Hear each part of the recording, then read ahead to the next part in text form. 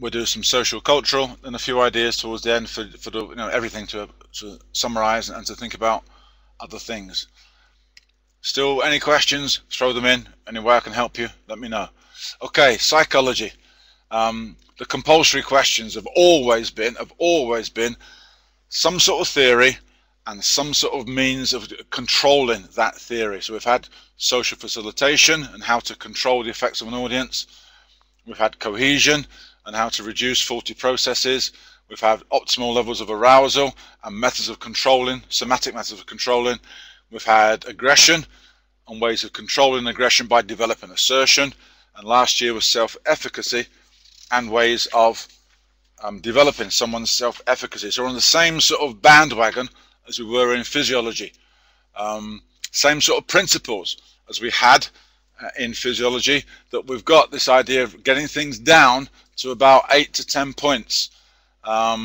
So for example, well, we had a question the other year in 2012, question 10 in 2012.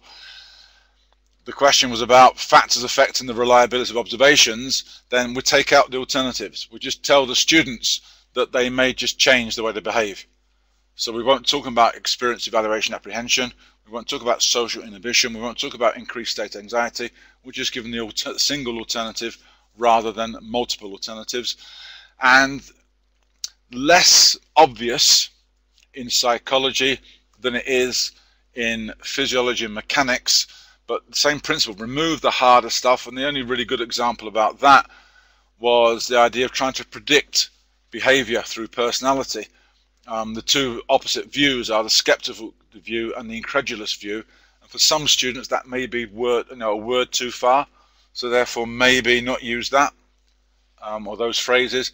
But there's certainly, when I look through looking for where I would remove harder stuff from the mark scheme, I found it quite difficult to find hard stuff, no offense psychologists, to find the harder stuff in terms of phrases in psychology. Okay, so if we had, for example, aggression, these are theories of aggression. Which of these might we remove? Let's have a quick look through these. I'm thinking of time, so I'm trying to help you here. There's 4 theories there. The important thing from the previous discussion, one of these theories could come up on its own. So if one of these theories comes up on its own as a 3-mark question, we need 3 points. About social learning theory, we need 3 points. About aggressive cue theory, we need 3 points. About frustration aggression hypothesis, and maybe only 3 points about instinct theory. So maybe it's the instinct theory bit that I try to remove stuff. So I wouldn't call it ever displacement theory. I would personally call it instinct theory. I'd never call it a trait theory. I'd mention traits, that traits are innate. You're born with them. That sort of idea.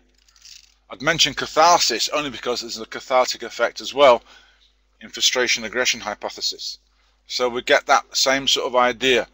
Point 13, aggression learnt by observing others. I would never mention the idea of vicarious experiences in this particular context, because I think that might be a complicated phrase for the borderline pass level student. Similarly, a question that's been there, past paper mark scheme on social facilitation. What are we going to leave out? I'd be quite keen that point 12 would be developed. So I'm fairly convinced that Barron's distraction conflict theory is going to come up in the summer exam, because it hasn't been examined yet. But again, alternatives, which, I would probably never talk about. Social reinforcers. I'd just talk about coactors being non or competitive. That sort of idea. But the same principle, use it on this area as before. 8 to 10 points from every one of these different topic areas. 2015 compulsory question. What they're going to do, as we said before, when we flashed back to that slide, it's always been some sort of psychological parameter, construct, call it what you will, and some sort of strategy to deal with it. So expectation then from the exam board, will you do something new, or will, because there's not many left now, repeat a previous topic? So I just thought of the 4 things possibly that haven't been asked yet. Maybe one of these will be the compulsory question in the summer. Something about what are attitudes and how can we get them to change? What is anxiety and how can we control anxiety? What are attributions and what ways can we get them to change? What's leadership? And I think the 5th bullet point, the 4th example, is quite a difficult one to ask as a compulsory question. The only way I thought of it was, what are the different types of leadership? What sort of theory about, and why does a leader need to adapt? But it becomes a very wordy 14-mark question, so I'm not sure about that as a potential question. The 7-mark questions, again, 40-odd topic areas, getting more and more and more each year. Typical question has 3 optional questions. 7-mark questions, a 3-mark and a 4-mark together. And they tend to look at specific areas, a bit like the physiology. So self-serving bias from attributions, persuasive communication from attitudes, etc. Because that's what's going on in past papers, that's how I would suggest that we deliver the content. So if you've got something like approach behavior, and the idea of the approach behavior, by the way, if you're not a psychologist, this is the need to achieve dimension in achievement motivation. Then we need to know 4 things.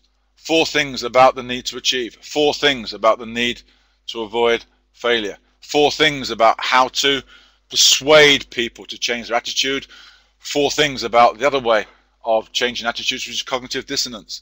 That sort of guideline would be the way I'd work to deliver, dependent on the examination, rather than deliver based on what's fun, deliver what's based on my favorite topic area, deliver on what, get the idea. Okay. 7-mark questions.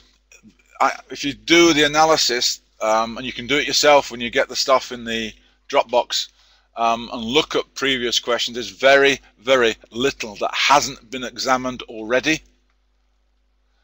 You notice some things like anxiety, stroke arousal in every exam.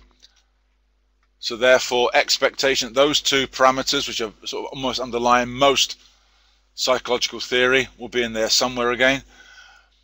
Some difficult topics, not so much in their content, but in that they're not that well understood in terms of their psychology.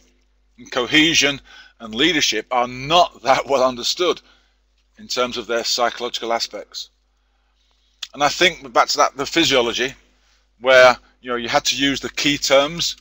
I think there are some key terms that the student should know, like task persistence and social inhibition, that they should be able to name and explain what they are.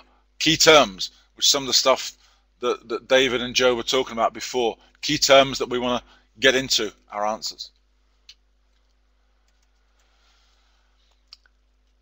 Expect there are some topics that haven't yet been examined that might come up in a question. So a quick list there of topic areas that have either not been examined or just briefly touched upon. So I don't think, and you're quite happy to willingly correct me if you think I'm wrong, balance, distraction, conflict theory, not been examined yet. Expect it in the summer. Specifically, catastrophe theory, not been examined yet. Expect it in the summer. There's been a 14-mark question about aggression and about assertion, but maybe a simple question on a named theory of aggression.